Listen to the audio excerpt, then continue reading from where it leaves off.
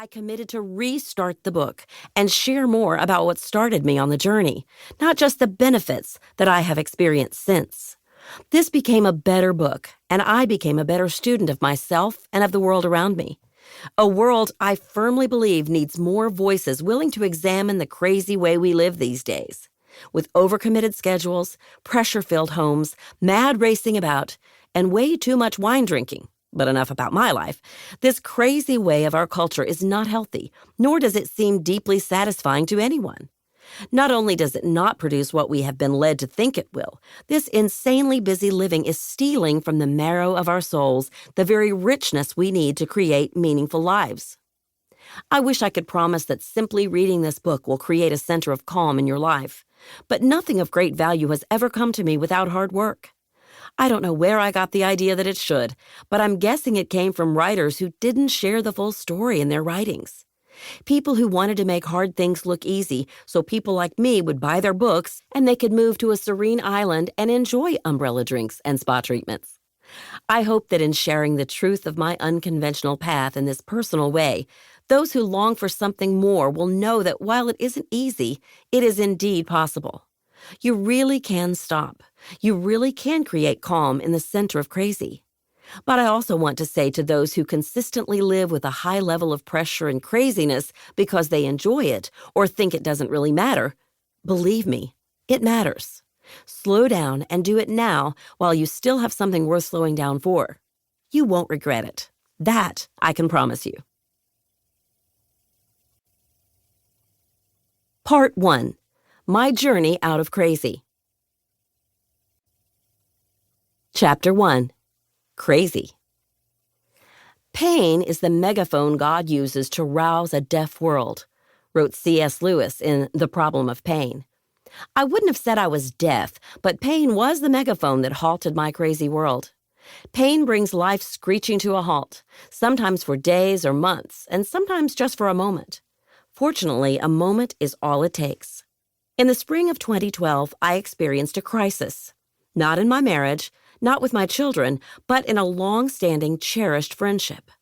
Since it happened, I have tried to put many words on this experience in an attempt to make sense of it, but I've been unable to. I can, however, describe the way this pain felt. It was as though my heart was the Titanic, and I'd hit an iceberg that ripped through my hull. My heart was a tomato that got dropped from the top of the Empire State Building. My heart was a box of china that got backed over by a Mack truck 3 times. I'm sure your mind wants details. I get that. We think we need all the information in order to make sense of things, but we're wrong. Sometimes all the details in the world can't make the pain we feel make sense because the why still eludes us. Such was the case for me.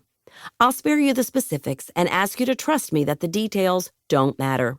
For some reason, unknown to me, a friend of 15 years rejected me, closed the door to discussion, and locked it from her side. No matter how many times I tried to make sense of it, I couldn't. And like the Titanic steaming along in the night, I never saw the iceberg coming.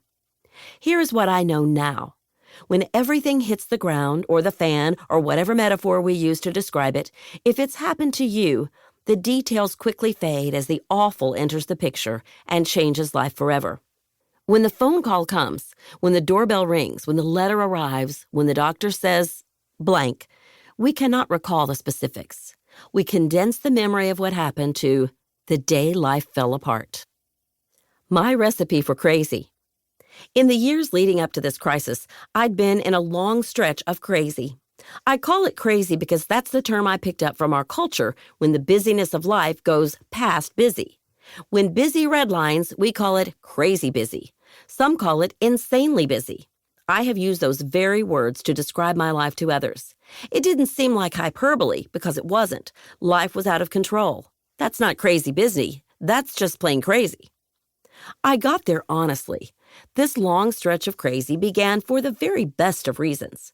Complete, heart-stopping, soul-throbbing, mind-numbing love that engulfed my being the day my first child was born. I was baptized in it again when my second one arrived. The happy immersion that had me swimming in the deep end of love the first few years turned into a fear of drowning when I felt I couldn't come up for air. Here are the Cliff's Notes of the last 10 years. I was on tour full-time as a dramatist with women.